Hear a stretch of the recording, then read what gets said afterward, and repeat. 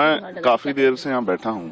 उसका कारण ये है कि अयोध्या, जहाँ उत्तर प्रदेश में कहा जाता है कि राम राज है, वहाँ इतनी बड़ी घटना हुई है कि एक बेटी जिसके साथ निर्भया से भी बुरा, मैं आज याद करता हूँ दिल्ली में जब निर्भया के साथ ये हुआ था, तब भी हम निःशब्द थे और आज भी हम निःशब्द हैं। 3 दिन तक वो गायब रही, पुलिस तमाशा देखती रही। उस जिस दशा में मिली थी, खून से लथपथ, अभी तक पुलिस के हाथ खाली हैं। 3 दिन तक उसकी सर्च नहीं किया गया क्योंकि वो बेटी दलित की थी। आप बाबा साहब अम्बेडकर की प्रतिमा के सामने खड़े हैं और अयोध्या की बेटी को न्याय दो। मैं काफी देर से यहाँ बैठा हूँ।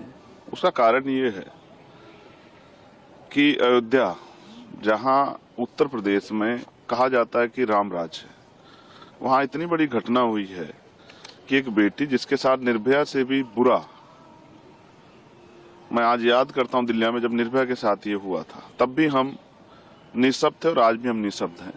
उसकी टांग तोड़ दी गई, उसकी आंख फोड़ दी गई, उसको 3 दिन तक वो गायब रही, पुलिस तमाशा देखती रही क्योंकि किसी नेता की, किसी अभिनेता की, किसी मंत्री की, किसी पूंजीपति की, किसी उद्योगपति की बेटी नहीं थी, गरीब की बेटी थी। इस वजह से जो चुप्पी है, उस चुप्पी पे सरकार को जवाब देना चाहिए। उस जिस दशा में मिली थी, खून से लथपथ, अभी तक पुलिस के हाथ खाली हैं। 3 दिन तक उसकी सर्च नहीं किया गया क्योंकि वो बेटी दलित की थी, वो बेटी अयोध्या की थी। तो मैं सरकार से पूछने का काम कर रहा हूँ। और इवन प्रधानमंत्री जी, मेरे याद है, वो कहते थे कि दलितों को मत मारो, मुझे मार लो। बेटी तो बेटी होती है। आज क्यों चुप्पी है? क्या उस बेटी की अस्मिता का जवाब नहीं देगी सरकार? मैं यहाँ इसलिए हूँ क्योंकि बाबा साहब अम्बेडकर ने कहा था कि मैं किसी भी देश की तरक्की उस देश में रहने वाली महिलाओं की तरक्की से मापता हूँ। आज मैं सह नहीं पा रहा हूँ क्योंकि चारों तरफ सन्नाटा है। क्यों है? जाति व्यवस्था की देन है या मीडिया सरकारों के खिलाफ आवाज नहीं उठनी चाहिए? बहुत सारे सवाल है, उनको लेकर मैं बाबा साहब अम्बेडकर की शरण में हूँ। क्योंकि जब जब मैं कमजोर पड़ता हूँ, जब मैं दुखी होता हूँ, तो उन्हीं की शरण में जाता हूँ कि वो मुझे मेरे जो अधिकार हैं, मेरे कर्तव्य हैं, उनको पूर्ण रूप से निर्वहन करने की शक्ति दें कि मैं उनका सही प्रयोग कर सकूं। और जो शपथ मैंने पार्लियामेंट में ली थी कि मैं सभी के लिए, महिला हो, पुरुष हो, देश के हर नागरिक के हक की आवाज उठाने का काम करूंगा, मैं उसी जिम्मेदारी को निभा रहा हूँ। क्या संसद के पटल पर भी आप इस बात को उठाएंगे?